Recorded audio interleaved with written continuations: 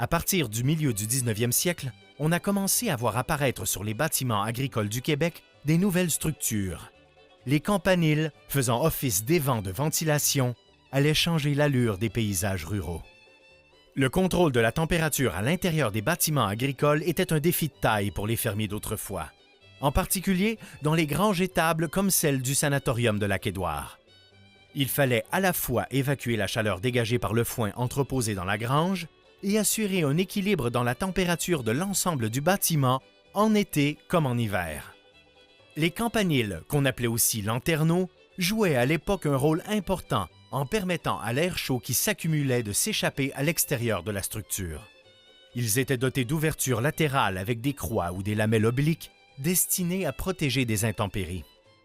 Ils tiraient leur inspiration des clochers d'église et pouvaient être plus ou moins sophistiqués selon l'influence locale et la qualité de la construction.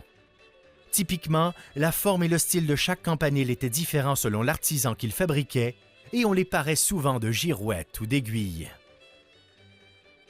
La grange étable de Lac-Édouard comprend un système de ventilation particulièrement sophistiqué.